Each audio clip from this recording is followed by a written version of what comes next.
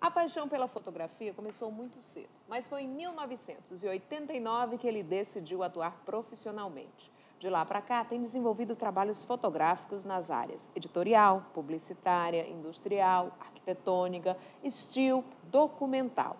O ser humano é o foco principal. Não é isso mesmo, Braulio Joca? Isso. Bem-vindo ao nosso Almanac. Obrigado pelo convite para participar do programa. Bem, nós fotógrafos costumamos dividir assim, a fotografia em duas grandes áreas, né? Uma área comercial, que vai abranger aí diversos segmentos, a fotografia editorial, publicitária, fotografia de arquitetura, fotografia estilo, etc. Tem O que é vários fotografia segmentos. estilo? Estilo se refere, primeiro, pode ser a fotografia de cinema, que você faz a imagem parada, a fotografia de cena, né? Quando você está fazendo o estilo para uma produção cinematográfica, ou mesmo uma produção de estúdio que você faz com objetos que você monta uma cena que estilo, é uma cena parada que a gente chama, que a gente constrói a cena no estúdio, que pode ser, por exemplo, feito também para fotografia publicitária. E, por outro lado, além das áreas ditas comerciais da fotografia, com as quais os fotógrafos trabalham e vivem delas, alguns fotógrafos desenvolvem também um trabalho autoral, que é um trabalho que tem que guarda a sua expressão artística, que também tem vários segmentos possíveis, né? Desde a fotografia contemporânea, a fotografia experimental, enfim. A minha área é propriamente mais a fotografia documental, documentarista. Eu tenho um trabalho de documentação fotográfica em que há muitos anos eu desenvolvo ensaios e projetos de documentação, e o foco principal desse meu trabalho autoral, que eu acho que é o mais interessante para a gente falar aqui, claro, algumas coisas do trabalho comercial são interessantes também, mas o trabalho autoral é prioritariamente documental, e há muitos anos eu desenvolvo ensaio e projetos nessa linha, com foco principal no ser humano, mas, obviamente, também no meio em que esse ser humano se insere, né, na relação desse homem com o meio. Braulio, no meio dessa história todinha, eu quero voltar mais para a questão técnica, antes da gente ir para os ensaios, que são muitos aqui, que a gente tem muita coisa para falar. Você começou na sua carreira ainda com o papel fotográfico, acompanhou essa evolução chegando à era digital e Passei agora muitas noites em laboratório fotográfico, virando se noite. intoxicando com tanto com os químico, químicos, né? Dentro da sala escura, se alguém abrisse, acabava teu trabalho todo. E hoje, com o digital, isso perdeu um pouco esse romantismo? Olha, acho que a gente perdeu algumas coisas e ganhou outras, né?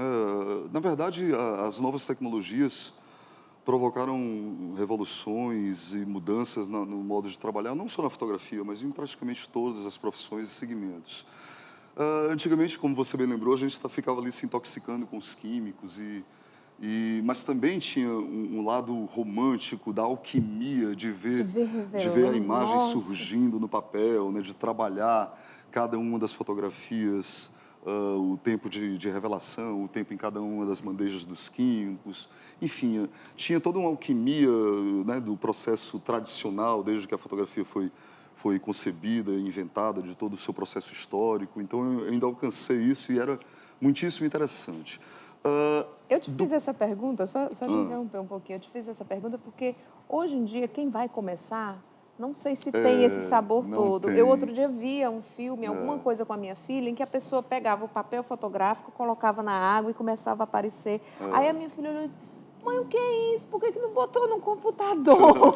Aí lá fui eu explicar, e a mulher pendurando aqui. Mãe, tá pendurando no varal. Para as novas gerações não Aí eu fui explicar cabe, como né? é que era todo o funcionamento. E hoje essas novas gerações vão perder esse romantismo, né? Ou não? Das gerações novas dos fotógrafos já não passaram por essa etapa, né? E eu acho que se perde algumas coisas. Eu acho que se aprendia muito sobre luz, sobre as sutilezas da luz, trabalhando no processo E analógico. sobre o momento que você capturava, né, de uma autoridade fazendo algum gesto. Mas hoje não, você tirou a foto, já vê se está fazendo careta, se está dando... Digamos que com o digital houve uma banalização maior da imagem, né? Nunca se produziu tantas imagens em tanta profusão, em tanta quantidade no mundo, não só por profissionais, mas por todos, amadores, inclusive, como no mundo contemporâneo, né? Hoje em dia se produz, há uma banalização da imagem, né? Antigamente a gente fotografava, por exemplo, em cromo, que era um tipo de filme positivo que dava uma altíssima qualidade. E isso nos obrigava a ter uma precisão com a medição da luz, com a fotometria, com a dita fotometria, com um cuidado com a medição, com o trabalho com a luz, que hoje em dia as pessoas relaxam um pouco mais por conta do digital. Tem o Photoshop, enfim. Mas eu aconselho mesmo essas gerações mais novas que trabalham nos suportes digitais que não fotografem pensando em Photoshop. Eu acho que você tem que fotografar da melhor forma possível e depender o mínimo possível do Photoshop, né? Porque para que você mantenha a essência do fazer fotográfico, porque principalmente se a gente está falando no fazer artístico, né? Porque de todo modo o que transforma, o que qualifica, o que dá à fotografia uma identidade, como o que transforma a fotografia num objeto de arte, os parâmetros são os mesmos, seja na via analógica, seja na via digital, né? Então a linguagem da fotografia continua sendo a mesma, né?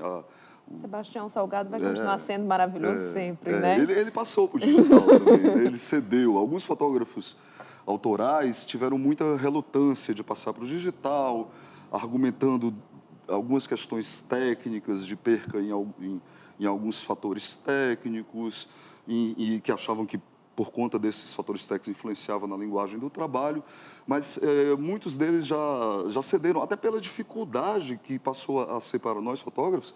Ninguém consegue mais comprar papel fotográfico, químicos... Rolo de 36, 12... Nós comprávamos papéis fotográficos gigantescos, né, para fazer cópias grandes, né, para ampliações grandes que iam para as exposições.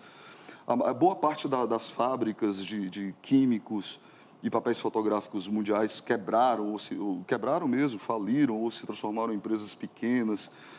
Hoje em dia é muito difícil você conseguir comprar, então mesmo se você quiser se manter no suporte analógico, pelo menos para o trabalho artístico e autoral, ainda assim é inviável, né? Então todo mundo tem que realmente migrar para o digital, né? Vamos falar dos ensaios? A gente já falou muito papel, tá, mas eu queria só falar uma coisa sobre o digital, que eu acho que é legal falar para as pessoas de um modo geral, que não interessa apenas ao universo dos fotógrafos.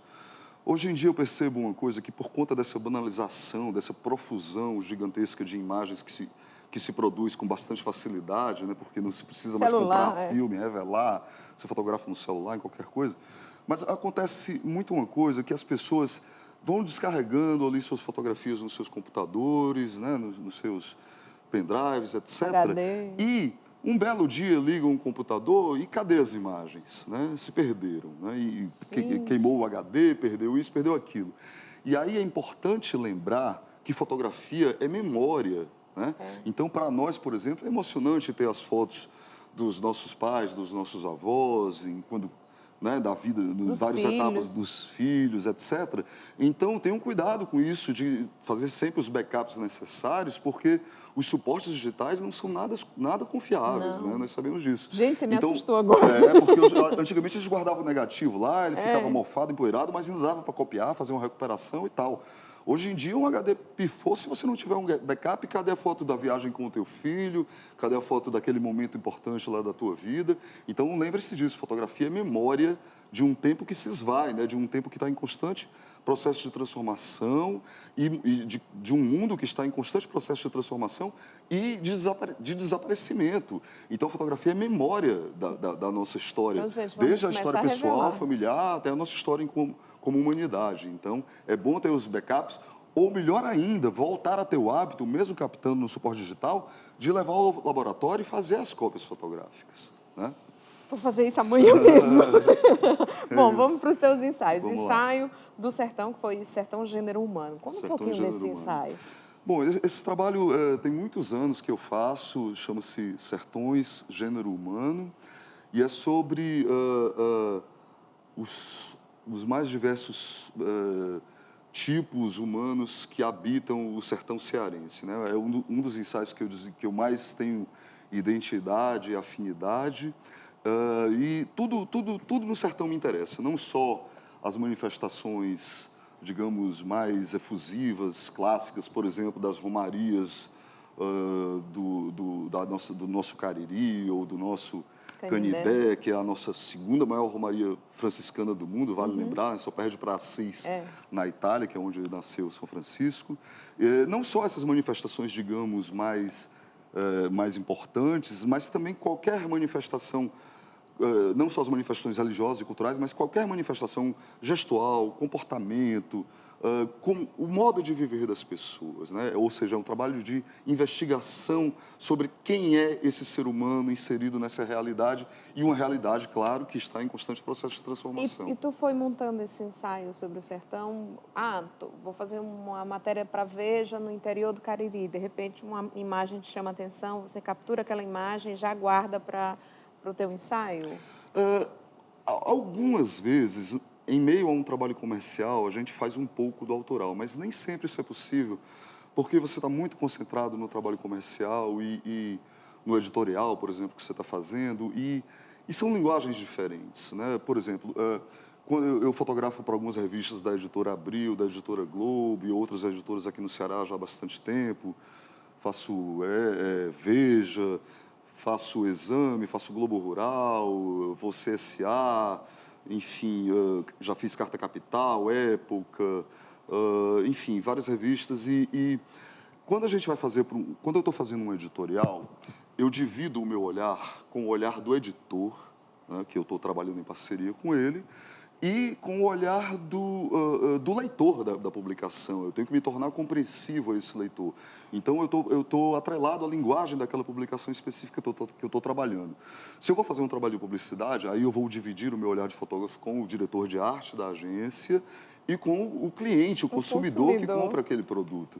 Já no meu trabalho autoral, não. É o meu olhar, a tua interpretação. A minha interpretação, a minha forma de ver aquele assunto sobre o que eu estou estudando, que eu estou me aprofundando, que eu estou documentando, né? Então, dificilmente a gente consegue casar. A gente faz uma coisa ou outra, mas normalmente são linguagens diferentes. Quando a gente sai para fazer o autoral, sai para fazer o autoral.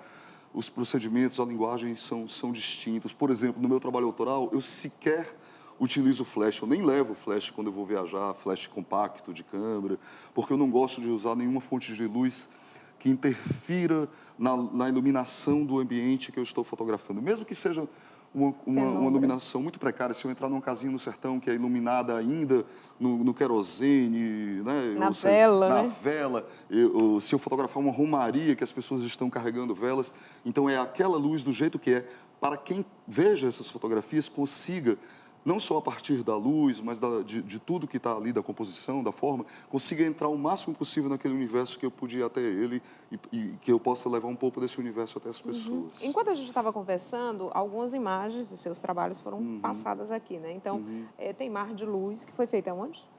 O Mar de Luz foi um projeto era um projeto da editora Tempo de Imagem, que era um projeto coletivo, que envolvia outros fotógrafos. Eu fui convidado pelo Celso Oliveira, tinha também o Thiago Santana, enfim, tinha uma série de fotógrafos, e esse já era sobre o litoral do Ceará, né? Foi um livro, foi publicado, foi um dos livros de fotografia que eu participei, tiveram outros projetos também. O último agora foi Viva Fortaleza. O último foi Viva Fortaleza, já esse foi um convite da Patrícia Veloso, que é outra editora, que é a Imagem Brasil, que é uma das pessoas que se dedica bastante a questão da fotografia aqui no Ceará. A Patrícia, que é a esposa do Gentil Barreira, que é um grande fotógrafo cearense e tal. E foi um outro trabalho, e aí cada fotógrafo tinha uma parceria com um escritor para dar o seu recorte sobre a nossa cidade, né? Sobre as identidades, melhor dizendo, da nossa cidade. Então, eu estava em parceria com o Fausto Nilo. Cada capítulo trazia um fotógrafo e um escritor, né? Certo. Foi um projeto interessante também. Ceará, Terra da Luz. Ceará, Terra da Luz foi um outro projeto, esse era Ceará, também era da Imagem Brasil. Agora você foi para São Paulo e para o Rio de Janeiro e lá também fez ensaios diferenciados. Sim, eu tenho um ensaio sobre a cidade de São Paulo, que tem cerca de 7.000, 8.000 fotografias, que é um trabalho de documentação que também envolve comportamento gestual, né, com como as pessoas se comportam, como se dá a relação do ser humano com a cidade. Tem um outro trabalho também feito fora do Ceará, que chama O Centro do Rio, que é sobre aquele nicho específico do Rio de Janeiro. Teatro Municipal. Toda aquela região do centro do Rio, todo aquele entorno do centro do Rio, que é interessantíssimo, maravilhoso. Tem uma riqueza histórica fantástica lá. A história brasileira... Fervia ali, né? A história brasileira está muito ali, né? E só para a gente arrematar, porque me disseram que o nosso tempo tá estourado aqui. Mas foi ótimo, é ótimo, maravilhoso conversar. E você tem um papo maravilhoso. Agora, quem está nos ouvindo, que hoje, como você falou, todo mundo é fotógrafo com um celular, com uma câmera na mão ou não, né? Então, mas quem realmente quiser enveredar por esse mundo da fotografia, o que ele deve fazer hoje para ele se tornar um bom, um médio ou um excelente fotógrafo no futuro? Tá. Bom, inclusive, é ótima a sua pergunta, porque, inclusive, eu conheço pessoas que trabalham, têm as mais diversas profissões, mas têm a fotografia como paixão, né? São amadores da fotografia, mas não no sentido banal, que se diz amador, como se fosse desqualificando, mas amador no sentido que ama a fotografia, né? Que tem amor, paixão pela fotografia. Então, tem muita gente que exerce ou tem vontade de exercer fotografia como hobby, como amor, como paixão. O que eu posso dizer, acho que a coisa mais importante que eu posso dizer a essas pessoas que querem, ou que já exercitam, ou querem exercitar fotografia profissionalmente ou como amador, não importa, é que a maior importância na fotografia, como em quaisquer das outras artes, não está na técnica. Não que a técnica não seja uma obrigação, você deve aprender a técnica, mas até um adolescente estudando os manuais pode aprender a técnica. Mas a grande questão da fotografia está no olhar, na sensibilidade, na sua forma de ver o mundo. Então, a técnica não é nem início, nem fim. Ela é meio, tá? Início e fim, o início é a tua forma de ver o mundo. Você fotografa com a tua história pessoal, com a tua história de vida, com a tua forma de ver o mundo, ou seja, toda a tua vivência influencia na tua forma de olhar, tá? Então, quanto mais você abrange a tua forma de olhar para o mundo, mais abrangente será a tua fotografia. Então, a sugestão que eu posso dar é isso. Pensem no olhar, na sensibilidade, no desenvolvimento do olhar como forma de expressão pessoal. A técnica é suporte para isso, ela é meio, mas não é o fim. O fim é o sonho que você pode atingir com essa sua criatividade, com esse seu olhar. Tá certo. E para a gente encerrar a nossa entrevista, eu quero saber se você, nas suas andanças pelo sertão, serra, mar, já fotografou algum mané mago? Mané mago. Olha, eu não sei, creio que não. Eu sei que eu já fotografei bicho-pau. Será que é a mesma coisa? Não sei. Então, a gente vai saber agora e vai também descobrir se os nossos telespectadores e as pessoas que estão aí na região metropolitana de Fortaleza sabem o que é um mané mago ou se já fotografaram algum. Vamos lá.